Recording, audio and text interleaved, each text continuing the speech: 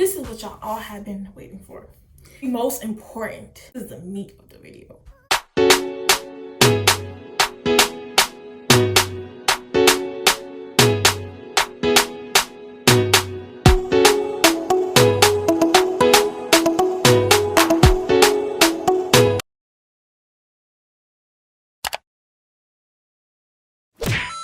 Take a pencil, write this down, because this is important. And I wish someone would have told me this, because I had to figure this shit out on my own.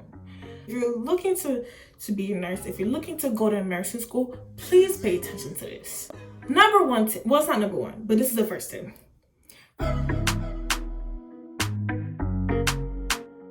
Be nice. Be nice to everyone around you, everyone in your classes, your teachers. Because let me tell you, there's so many times my girls came through for me. When it comes to quizzes, like pop quizzes, say I overslept and I'm in my dorm, they text me, hey, yo, Adele, there's a pop quiz. Boom, I rush, go to class and finish my pop quiz. They give you questions, like practice questions or notes that they wrote or notes that they got from their friend from previous semesters. I have to make connections with everyone because we're all in this together. Everyone helps each other out. It's not no competition. We all help each other out because at the end of the day, we all trying to get that degree. And you also need to be nice and professional to your clinical instructors and your teachers because you're gonna need a recommendation like this shot. Secondly, talk to people on your program that are ahead of you for sure. Give you tips, they'll slide you notes, they'll slide you past quizzes, past test questions that you can study. Make those connections with everybody you can. Ask them questions, you know, for this teacher, how does this teacher work? How should I study for this class? Some classes you don't need to read, some classes you do. A better way to learn that from than from past students.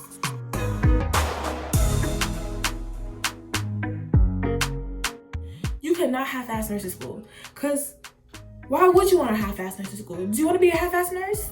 Do you want to be killing people out here? You need to make sure that you're dedicated in learning this information. Schedule out study time every day or whenever you can, but you need to make sure that you know this information, not to memorize it, but to know it, because you're going to need to know this when you're caring for somebody's family member. One of the most important tips, time management. Time management. Time management. Schedule out your day, because I schedule out my week, what things I'm doing each day, and then each day I schedule out to the hour. Every second is accounted for because I make sure I put it to use. I even schedule out when I'm gonna chill. I gotta schedule out everything to make sure everything gets done, or else I ain't gonna go out.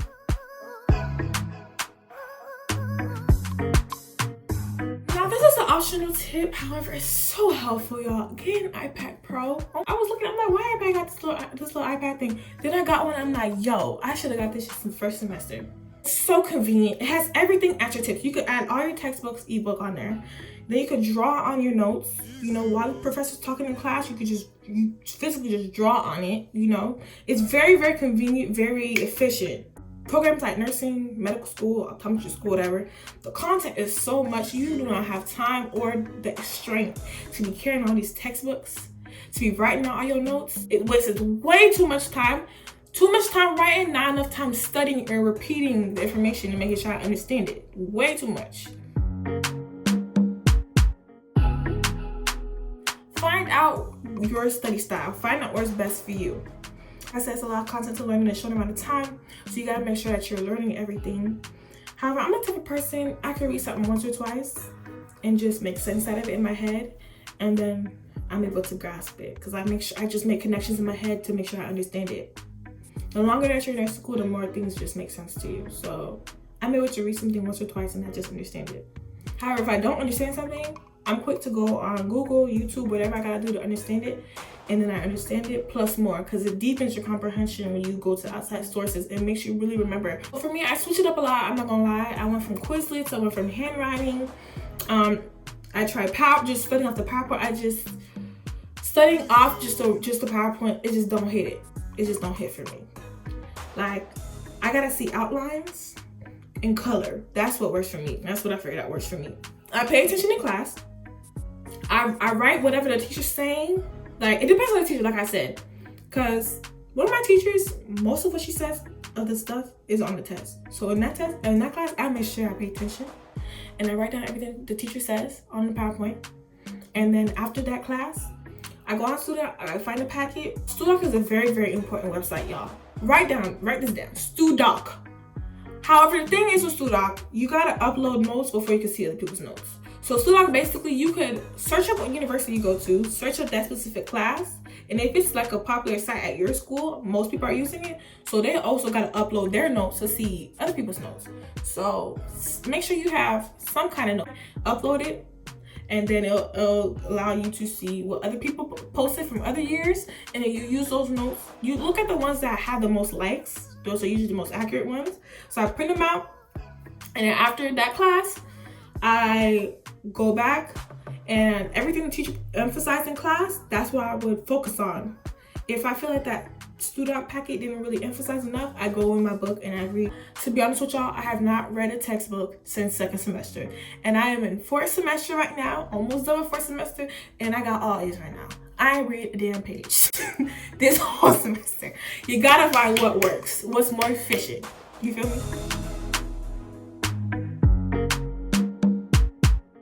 Focus on whatever is being really emphasized in class. The biggest lie they're ever gonna tell you in nursing school, I don't care what professors say this, do not read before you go to class, because you're wasting time. I did that before for second semester. I just wasted time because I read the whole chapter, which is information overload. You ain't gonna learn shit from that. And you read a whole bunch of stuff that the professors don't even talk about. If reading is for you, only read what was talked about or emphasized in class. Do not read the whole chapter before coming to class. I don't care what anybody tells you. Read what is emphasized. Okay? Read what, if I can say it 1,000 times, read what is emphasized in class. Read what is emphasized in class.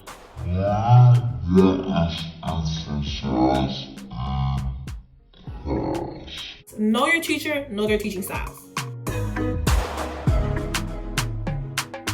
Pharmacology is more of a memorization, even though you still gotta learn to understand, but it's more memorization. You gotta kind of memorize the drug names, know what classification goes under, stuff like that, know what the drug is used for, what does it do to the body, the side effects, patient education, how would you educate this patient on this drug? Like, those things are important, but those things are kind of mostly memorization. Then you have med-surg, which is a mix of foundations and patho, so you kind of need to really grasp the concept, so you more focus on understanding and critical thinking for that class. So make sure you pay attention to how to teach your test. Make sure you pay attention to how to teach your teachers. Beginning stages of that class, really pay attention. Big tip, big tip, big tip. I don't know if I can emphasize this.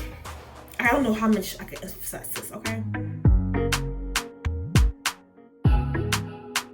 For med-surg, you need to know clinical manifestation. Not even for med-surg, outside of school.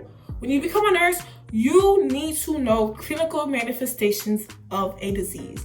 Whenever they teach you clinical manifestation, make sure you pay attention, especially if they're cardiac diseases or diabetes or things like respiratory diseases. Make sure you remember the clinical manifestations.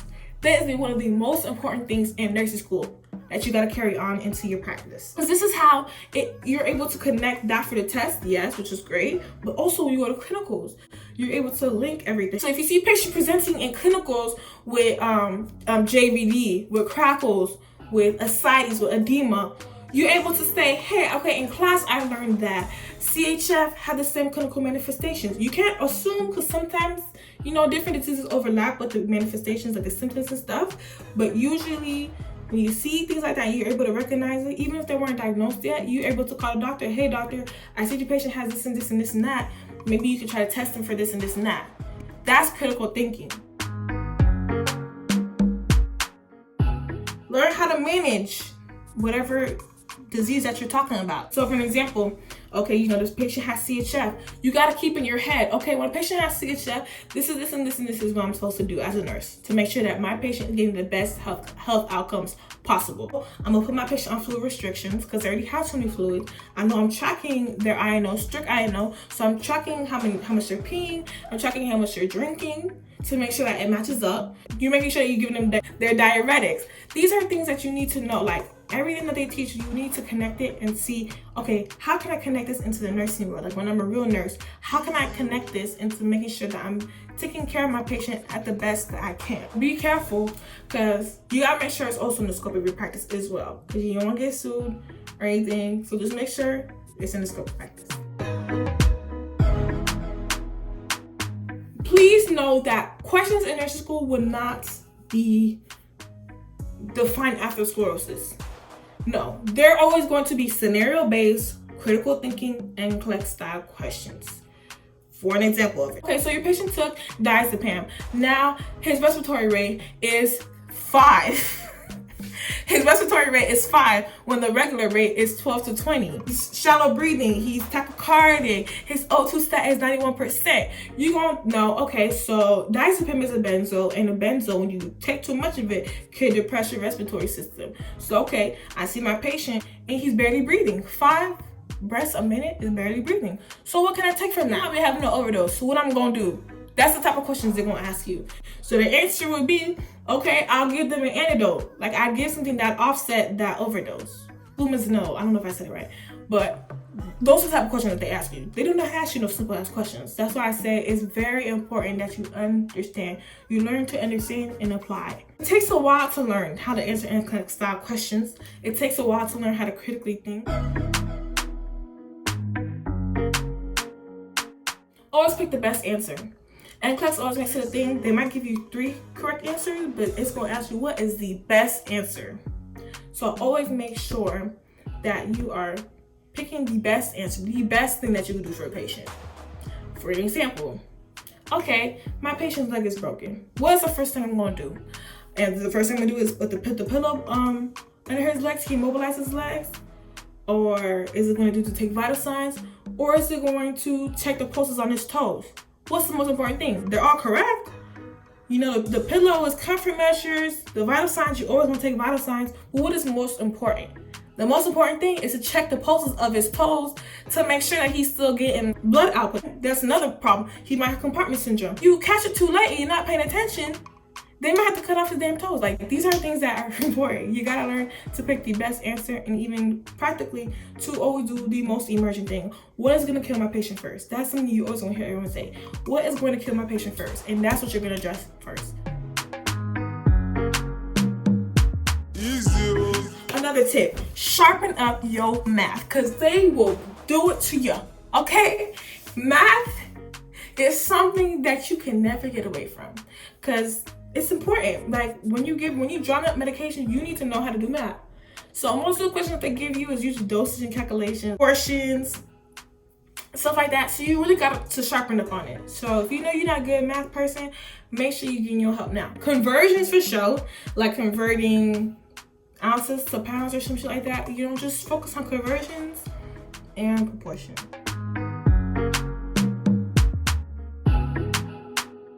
Another thing, y'all, you got to learn your labs. You got to learn your electrolytes. Your sodium, your potassium are the most important. Creatinine, BUN sometimes. But all those labs, you got to remember them. They will never leave you alone.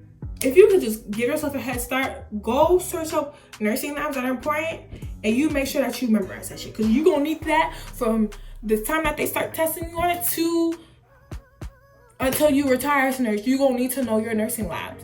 Because these nursing labs are critical to the patient. If a patient has low sodium, they can have seizures. If a patient has low potassium, they'll present with muscle cramps and stuff. They can have dysrhythmias in the heart, which will kill you. These are things that are very important. You got to make sure that you're constantly, checking them at clinicals or during the test when they give you those, if it's an abnormal critical lab value, then you got to be able to recognize it. Time the clinical instructors are experienced nurses. You can learn so much from them. I learned so much from my second and third semester clinical instructors. I asked them whatever questions. If my patient they assigned me, if something's going on with them, I asked my clinical instructor, hey, and they'll explain it. And then once they explain it to you, you keep that in mind moving forward. And the next thing you know, you have all this knowledge just because you're asking questions.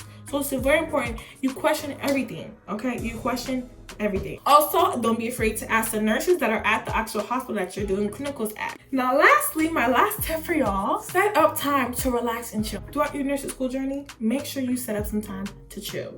You can't always be on go, go, go, go, go. You're gonna end up burning out. 20 minutes a day, just walk or just watch your favorite TV show, or meditate, do yoga, whatever relaxes you. But all in all, y'all, I do love nursing school. I'm learning a lot. I genuinely learn loving how to care for people. Very worth it. It's very worth it. I know it's gonna be worth it at the end. The little mini tip I can give y'all before y'all leave. If you thinking about doing nursing school for money, please go find you something else to do. Cause the money will not be enough motivation for you to continue. Cause nursing school is a lot of work. Anyways, that's all I got for y'all. Tune in next time. I might have a sorority tag next, or a get ready with me, or makeup. I don't know. I'm thinking about it. But y'all stay safe. Y'all stay healthy. Stay home. And until next time,